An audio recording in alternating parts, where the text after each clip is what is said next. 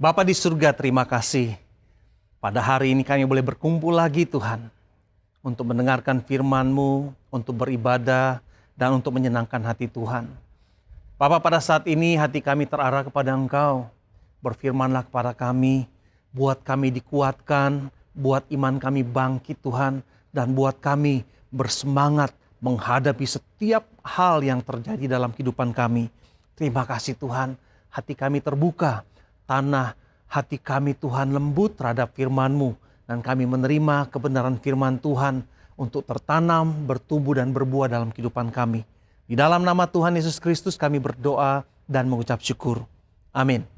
Amin. Halo saudara, apa kabar semuanya? Kita sudah sebulan melewati tahun 2021. Masih ingat gak pertama kali di tahun 2021 kita masuk tahun yang baru?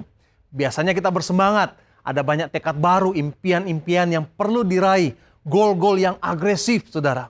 Sekarang saudara, setelah masuk minggu pertama di bulan Februari, kita evaluasi bagaimana semangat Anda, bagaimana progresnya, sudah berapa kilo turun, sudah berapa push up yang Anda bisa lakukan, atau mungkin gol-gol yang lain yang Anda tetapkan di dalam kehidupan Anda. Mungkin waktu Anda mendengar pertanyaan saya, banyak yang merasa bersalah karena kita mendapati bahwa hal itu menjadi sulit untuk diwujudkan. Saat-saat seperti ini biasanya kita sudah berhadapan dengan realita atau kenyataan. Resolusi Anda nggak berjalan, target-target Anda nggak terwujud saudara. Dan goal Anda seakan-akan jauh dari kenyataan. Hidup ternyata lebih sulit daripada yang dibayangkan sebelumnya. Dan memulai bisnis baru ternyata nggak semudah yang dipikirkan. Artinya Anda sedang berhadapan dengan realitas. Nah, apa yang harus kita lakukan di saat kehidupan ini terasa seperti maju 2 langkah, mundur 3 langkah. Nah, berapa banyak yang mengalami atau merasakan hal yang seperti ini? Seakan-akan hidup maju 2 langkah, mundurnya 3 langkah gitu ya. Anda punya 2 pilihan saat berhadapan dengan kenyataan sebenarnya. Pertama, Anda bisa jatuh ke dalam kekhawatiran. Atau Anda memilih untuk beriman bahwa segala sesuatu akan berubah. Kekhawatiran memimpin Anda kepada kegundahan, keputusasaan, dan anxiety. Atau Anda bisa memilih iman karena itu pilihan satu-satunya saudara. Yaitu memilih percaya kepada Tuhan, beriman kepada Dia. Karena dengan memilih iman, Anda akan sanggup membuat harimu penuh dengan makna. Membuat setiap kehidupan kita, setiap bulan terjadi dengan baik. Ada progres yang terjadi dan setiap tahun akan membawa terobosan. Mari kita baca ayat berikut ini saudara. Oke, kita baca sama-sama ya. 1, 2, 3. Janganlah hendaknya kamu khawatir tentang apapun juga. Filipi 4 ayat 6. Jangan khawatir tentang apapun juga. Jika seorang mampu menghidupi ayat ini, hidup orang tersebut pasti akan sangat bahagia, saudara. Tapi beberapa dari Anda pas baca ayat ini malah tambah stres, saudara. Waduh, saya jadi khawatir nih. Saya khawatir nggak khawatir. jadi tambah ini semakin berlipat ganda kekhawatirannya. Mengapa kita nggak boleh khawatir, saudara? Karena khawatir mencuri kepenuhan hidup yang Allah ingin berikan pada Anda. Khawatir menjauhkan Anda dan kita semua dari kebaikan Allah yang Tuhan ingin lakukan dalam kehidupanmu. Memang saudara ya, memang. Faktanya kita semua punya masalah dengan khawatir. Pada waktu seorang khawatir, mereka mengatasinya kadang-kadang dengan berdiam diri. Ada beberapa orang pada waktu khawatir jadi panik. Ada beberapa orang pada waktu khawatir mencoba mengontrol ini dan itu. Para psikolog, saudara, membuat list untuk mendeteksi kekhawatiran seseorang. Kalau Anda punya jawaban persis seperti pernyataan-pernyataan ini, berarti Anda punya kekhawatiran. Pertama, apakah Anda cenderung meledak atau menjadi sewot gitu ya pada saat menghadapi masalah? Kedua, apakah Anda mudah kesal untuk gangguan-gangguan kecil? Apakah Anda cenderung ragu dan insecure akan masa depan Anda? Apakah Anda merasa Tuhan itu seakan-akan jauh? Apakah Anda merasa selalu secara alami ingin mengkritik sesuatu? Apakah Anda mengalami simptom tubuh saat menghadapi masalah? Misalnya sakit kepala, punggung tegang, sakit mah atau sakit perut. Apakah Anda menerima kekalahan? Mudah untuk menerima kekalahan. Apakah Anda merasa letih tanpa sebab? Apakah Anda merasa peka terhadap waktu yang berjalan? Wah, ini terlalu cepat seakan-akan waktu berjalan. Apakah Anda memutar ulang, seringkali memutar ulang kejadian masa lalu, terutama trauma-trauma masa lalu atau kejadian-kejadian yang tidak enak terhadap diri Anda? Nah, semua hal di atas menandakan bahwa Anda dikuasai oleh kecemasan dan kekhawatiran di dalam kehidupanmu. Bisa dibilang semua kita mengalami hal-hal di atas gitu ya. Kita semua mengalami semua list yang di atas. Kita sudah tahu bahwa kekhawatiran dan anxiety memberikan efek negatif kepada kita. Tetapi seringkali kita kembali jatuh di hal yang sama, saudara. Kita seringkali kembali jatuh pada hal-hal ini. Mengapa kita terus khawatir, saudara? Karena khawatir, saudara, sebenarnya kalau kita mau jujur, khawatir kadang-kadang menggerakkan kita melakukan sesuatu. Kekhawatiran seringkali, saudara, memotivasi kita untuk mempersiapkan diri, benar nggak? Emang saudara, siapa lagi yang mau khawatir tentang saya kalau bukan saya sendiri? Siapa lagi yang mau mengkhawatirkan keluarga kalau bukan saya sendiri? Siapa lagi yang bisa mengkhawatirkan masalah-masalah yang saya alami kalau bukan saya gitu ya? Nah, kalau saya nggak khawatir, gimana masalahnya bisa selesai? Kita ngalamin saudara ya hal-hal seperti ini, kekhawatiran yang kita berharap dengan kekhawatiran bisa memotivasi diri kita. Kita semua memang saudara paling jago untuk khawatir saudara. Kebenarannya itu begini saudara, sekalipun Anda berpikir bahwa kekhawatiran memberikan hal positif kepada Anda, tetapi sebenarnya kekhawatiran itu tidak menyelesaikan apa-apa bagimu. Kekhawatiran hanya menunggangimu saudara. Kekhawatiran merusak tubuh, kekhawatiran menggerus emosi, perasaanmu dan rohanimu. Kekhawatiran menghalangi Anda untuk menghidupi kehidupan yang Allah ingin berikan kepadamu. Dia merampas sukacitamu. Jika Anda bisa melangkahi kekhawatiran dan anxiety dengan tepat, maka Anda akan memiliki hidup yang jauh lebih baik. Nggak cukup hanya dengan berkata, jangan khawatir. Tapi hari ini kita akan menggali jawabannya, saudara. Kita akan gali bersama-sama. Kita akan melihat hal-hal positif dari kehidupan tanpa kekhawatiran. Dan saya yakin Anda harusnya mau hidup tanpa khawatir, bebas dari kekhawatiran. Hari ini saya akan memberikan gambaran dari kisah yang dialami oleh Yesus dan murid-muridnya. Saya yakin banyak di antara kita sudah pernah mendengar kisah ini. Jangan bosan-bosan saudara ya, karena kita akan menggali pelajaran yang berharga melalui kisah Yesus dan murid-muridnya di dalam perahu yang terjebak dalam gelombang dan badai di Danau Galilea. Melalui kisah ini kita akan belajar gambaran yang jelas mengenai apa yang harus Anda dan saya lakukan, sehingga setiap kali kita menghadapi kecemasan dan kekhawatiran, Anda dan saya bisa memilih iman dan menolak khawatir saudara. Bagaimana melakukannya? Pertama, langkah yang harus Anda lakukan yaitu hadapi kenyataan, saudara. Hadapi realitas ini, saudara. Dari sini semuanya berawal. Anda nggak bisa menghindar. Anda nggak bisa menjadi beriman dengan berpura-pura seakan-akan semuanya oke-oke saja, saudara. Nggak bisa. Karena seringkali kenyataannya semuanya nggak oke. Benar-benar nggak oke. Mulai dengan menghadapi realita ini, saudara. Dalam ayat Alkitab yang kita baca, Anda akan mulai melihat bagaimana murid-murid berhadapan dengan realita bencana yang mengepung mereka pada saat itu.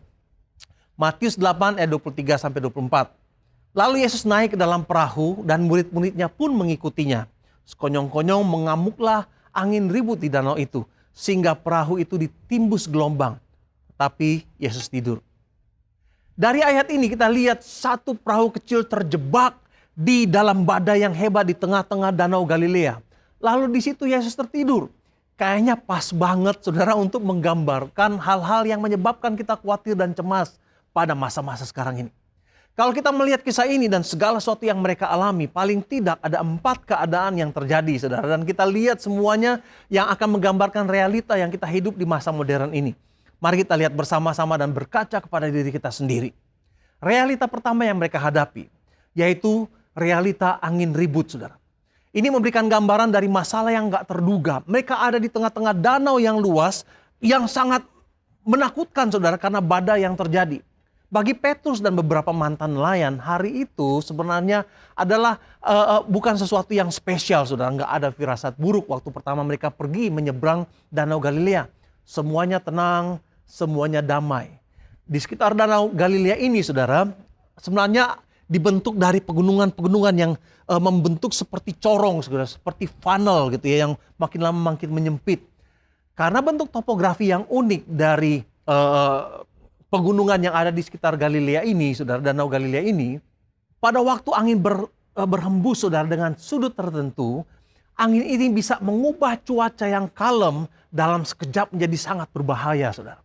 Danau yang tenang, saudara, tiba-tiba menjadi badai yang sangat kuat dan terkadang mematikan. Lalu terjadilah kisah ini, saudara. Sama seperti kehidupan kita. Perhatikan keadaan kita. Segala sesuatu terlihat oke-oke saja. Kalau ditanya, apa kabar bro? Mantap, bagus gitu ya. Lalu tiba-tiba, saudara, keadaan berubah dengan sangat cepat. Perusahaan kolaps, kehilangan pekerjaan, kehilangan orang yang dikasihi, vonis dokter, saudara, penyakit ganas, bencana alam, kecelakaan, keruntuhan ekonomi, ada pandemi, ada gejolak keamanan dan lain sebagainya yang bisa dalam sekejap membuat keadaan tenang menjadi hiruk pikuk oleh badai. Pandemi ini salah satu contohnya. Setahun yang lalu Anda memikirkan kegiatan yang menyenangkan, saudara, yang Anda bisa lakukan sepanjang tahun 2020. Waktu masuk Januari tahun 2020, Anda sudah memikirkan tentang rencana liburan bersama keluarga, mengerjakan hobi di waktu senggang sementara anak-anak sekolah. Mungkin Anda ingin memulai usaha baru, ekspansi bisnis, saudara ya, kontrak baru, goal-goal yang agresif. Tapi pada bulan-bulan pertama di tahun yang lalu, semuanya hancur berantakan. Hidup kita yang tenang dalam sekejap berubah, saudara. Badai bisa datang kapan saja. Di area mana saja dalam kehidupan kita. Di dalam pekerjaan kita, di dalam rumah tangga kita, dalam ekonomi, dalam kesehatan, dan banyak hal, saudara. Kita nggak tahu kapan itu datang. Dari laporan-laporan berita yang muncul di awal Januari tahun yang lalu mengenai demam Wuhan. Anda mungkin ingat ya, nama pertama dari COVID-19 yaitu demam Wuhan. Begitu mereka sebut penyakit ini. Tiba-tiba, saudara, 2 hari menjelang Imlek tanggal 23 Januari tahun 2020, Provinsi Hubei di lockdown dan menjadi berita utama. Lalu badai itu mulai menyebar ke seluruh dunia dengan sangat cepat. Satu persatu negara mulai mengumumkan kasus COVID-19. Satu persatu negara mulai memberikan report ekonomi yang jatuh. Satu persatu perusahaan stop beroperasi. Sehingga semua orang mengalami dampak dari COVID-19 ini, baik secara langsung maupun secara tidak langsung. Semua kita mulai berpikir dalam keadaan seperti sekarang ini, gimana caranya supaya kita tidak khawatir. Sekarang malah semakin kekhawatiran itu dan semakin banyak kecemasan yang terjadi dalam kehidupan kita. Coba perhatikan, saudara, jika Anda berusaha mengesampingkan kecemasan dan berpikir bahwa seakan-akan segala sesuatu berjalan dengan baik, Anda sedang membohongi diri Anda sendiri. Ada yang katakan ke saya, pokoknya tahun ini harus lebih baik dari tahun yang lalu. Puji Tuhan, saudara. Anda bisa mencapai pengharapan tersebut. Tetapi keadaan yang terjadi di sekitarmu tidak dijamin akan semakin baik, saudara. Mungkin pribadi Anda akan semakin baik karena ditempa oleh masalah-masalah. Tetapi keadaan tidak bertambah baik. Tuhan tidak pernah berjanji bahwa di depan tidak akan ada badai lagi. Tidak akan ada bencana lagi, saudara. Tidak akan ada duka cita lagi. Nggak pernah, saudara. Tuhan nggak pernah janji seperti itu. Kita nggak pernah tahu apa yang akan terjadi di depan. Tetapi Anda bisa menemukan cara untuk beriman meskipun menghadapi badai yang tiba-tiba. Anda nggak bisa membangun iman dengan cara berpura-pura, nggak ada masalah. Menghadapi kenyataan dengan berbagai cara dan izinkan lihat dan perhatikan, saudara, cara Tuhan bekerja dalam keadaan seperti itu. Anda akan menyaksikan cara Allah bekerja di tengah-tengah badai terburuk sekalipun. Saya pernah mengalami beberapa badai yang begitu hebat dalam kehidupan ini. Saat-saat seperti ini saya merasa sepertinya nggak sanggup melihat jalan keluar. Saya pikir saya akan jatuh terjerembab dan hancur. Tetapi saat ini, saudara, ketika melihat ke belakang, peristiwa-peristiwa badai yang pernah saya alami, saya bisa berkata sama seperti Paulus, segala perkara dapat kutanggung di dalam Dia yang memberikan kekuatan kepadaku. Filipi 4 ayat 13. Kedua, saudara, realita yang dihadapi oleh para murid-murid yaitu gelombang. Menghadapi keadaan yang melampaui kekuatan. Saat mereka berlayar melalui danau yang tenang, mereka bisa menghadapi keadaan yang tenang pada saat itu. Tapi waktu keadaan berubah, air mulai melampaui batas aman mereka, melewati batas perahu mereka, dan mulai menggenangi perahu. Nah, di situ masalah mulai terjadi. Kata Matius 8 ayat 24, sekonyong-konyong mengamuklah angin ribut di danau itu sehingga perahu itu ditimbus gelombang. Mereka mengalami situasi yang melebihi kekuatan mereka sehingga perahu itu ditimbus gelombang. Masalahnya jauh lebih tinggi daripada perahu yang mereka tumpangi. Ada beberapa keadaan yang Anda alami saat ini. Dan Anda mungkin berkata, waduh, apa saya bisa survive ya di dalam masa-masa seperti ini. Dalam keadaan pandemi, saudara, apa bisa saya dan keluarga saya selamat dari virus, dari masalah ekonomi, dari masalah emosional, dari masalah keluarga? Sementara itu, saudara, berita-berita di TV maupun di media sosial, saudara, makin membuat kita khawatir dengan keadaan cuaca, misalnya ditambah dengan keadaan cuaca pada akhir-akhir ini yang katanya masuk ke puncak musim hujan. Banjir yang terjadi di beberapa wilayah, saudara. Tanah longsor, bencana alam. Ada berita-berita varian baru dari COVID-19. Apakah saya bisa survive? Keadaan yang terjadi mulai melampaui pertahanan dan ketahanan kita. Ombak menjadi lebih tinggi dari perahu yang kita tumpangi, saudara. Lalu air mulai masuk ke dalam perahu. Apa yang harus saya lakukan pada saat seperti ini? Inilah realita hidup, saudara, yang terkadang kita alami. Masing-masing kita ada badai yang sedang mendekati kehidupan Anda. Dalam keadaan seperti ini, Anda dan saya harus bersandar dan percaya kepada kekuatan Tuhan dan bukan pada kekuatan kita. Sama seperti Daud, Goliat, seorang raksasa yang berdiri di depannya, tidak membuat dia mundur karena dia tahu bahwa Allah Israel jauh lebih besar dari masalah yang dia hadapi di depannya, dari realita yang ada di depannya. 1 Samuel 17 ayat 45 berkata, "Engkau melawan aku dengan tombak, dengan pedang, dengan lembing, tetapi aku datang melawanmu dengan nama Tuhan yang Maha Kuasa, Allah tentara Israel yang kau hina itu." Ini rahasianya, saudara. Rahasianya itu bahwa keberanian Daud melawan sesuatu yang jauh melampaui kekuatannya datang dari iman kepada Allah yang Maha Kuasa. Amin, saudara. Mari kita lihat lagi apa yang dialami oleh murid-murid itu. Realita ketiga, saudara ya. Perahu. Bicara tentang resources yang terbatas. 13 orang berlayar dengan tenang. Dengan perahu yang sanggup membawa mereka mengarungi danau yang tenang. Dengan keadaan yang normal. Bagi beberapa murid-murid yang memiliki pengalaman mengarungi danau Galilea, mereka terbiasa menghadapi angin kencang. Tapi kali ini, saudara, mereka putus asa. Sehingga Petrus, seorang nelayan yang jago, saudara, berpikir bahwa ini adalah akhir dari hidupnya. Teman saya berkata, kalau untuk bertahan 2 bulan sih mungkin masih bisa. Tapi kalau untuk lebih dari 6 bulan, saya nggak tahu. Resesi ekonomi seperti ini mana bisa. Dia punya usaha yang terdampak oleh PSBB. Kita semua punya limit, saudara ya. Keuangan kita terbatas, daya tahan tubuh kita terbatas, daya tahan emosi kita terbatas. Bahkan kesabaran kita sebagai manusia pun terbatas. Teman saya pernah menyanyikan satu lagu gitu ya. Sabar dalam susah sukarmu, sabar Tuhan ada sertamu, sabar, sabar, beri kuat padamu. Kemudian dia ganti, sabar, sabar ada batasnya, sabar, sabar ada batasnya, sabar, sabar. Waktu kita berjalan, saudara, kita tahu kita terbatas, saudara. Jam kehidupan kita pun terbatas. Saat ini, saudara, jarum kehidupan kita terus berdetak. Anda nggak punya 1000 tahun untuk menghirup napas di bumi ini. Kekuatan kita terbatas.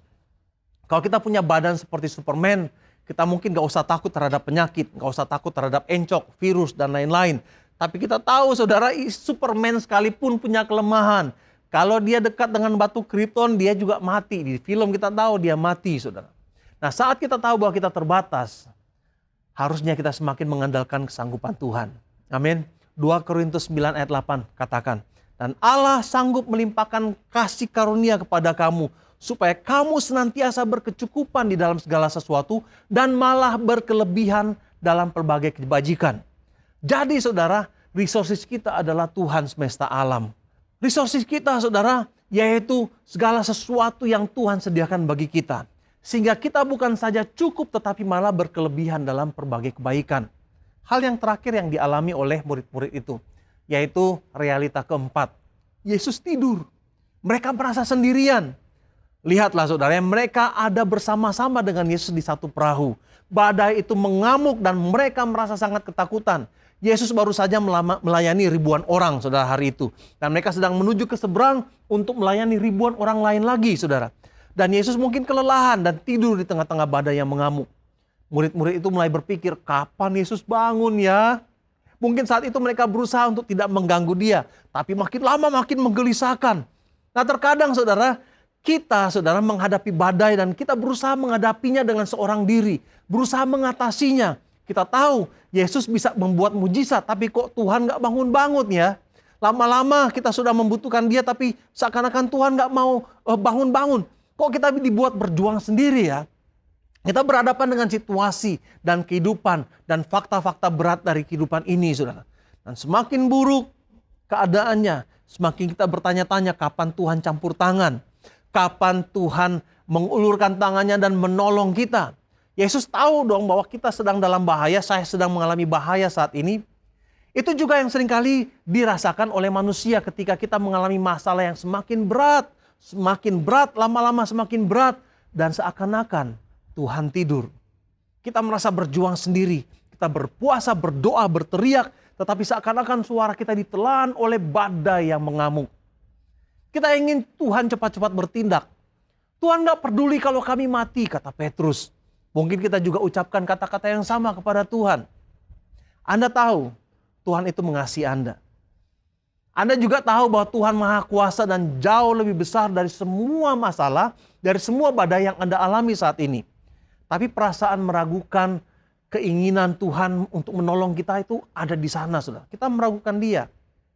Seakan-akan Yesus tidur dan membiarkan kita sendirian, berjuang sendiri, helpless, hopeless.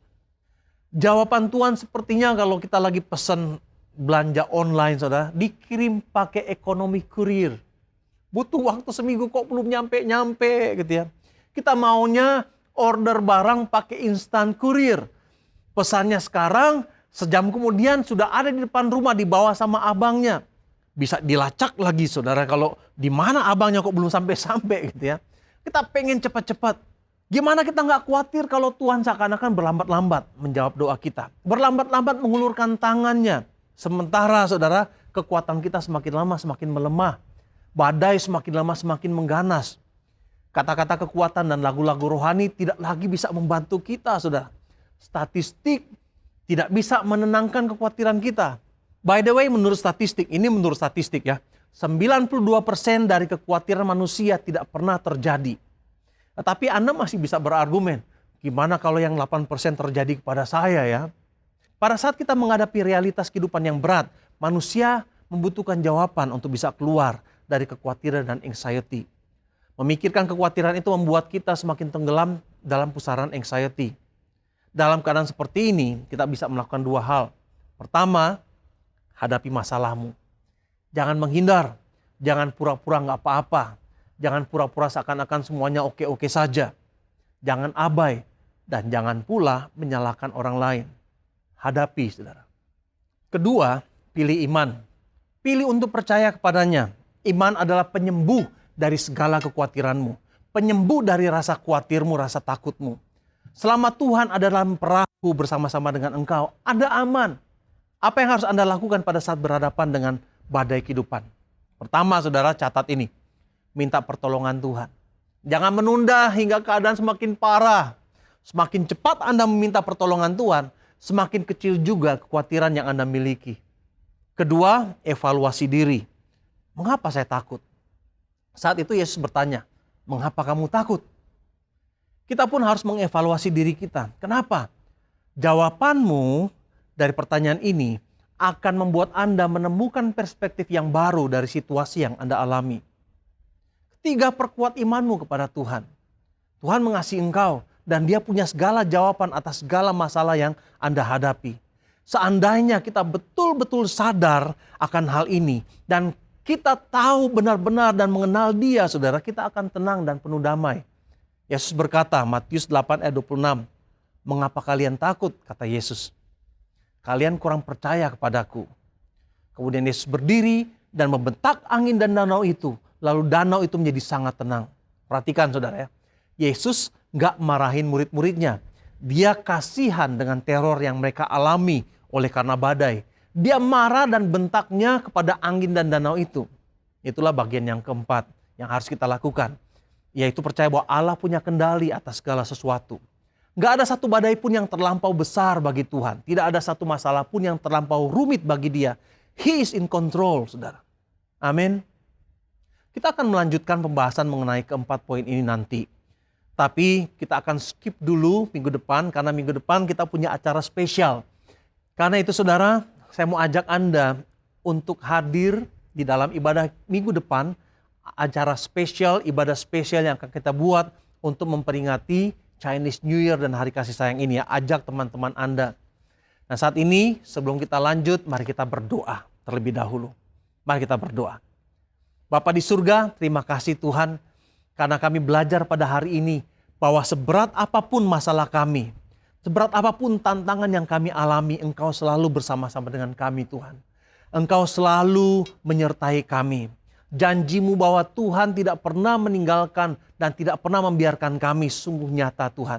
Tanpa pertolongan-Mu dan uluran tangan-Mu Tuhan, kami mungkin gak bisa bertahan melawan Tuhan dan melewati setiap badai yang kami alami.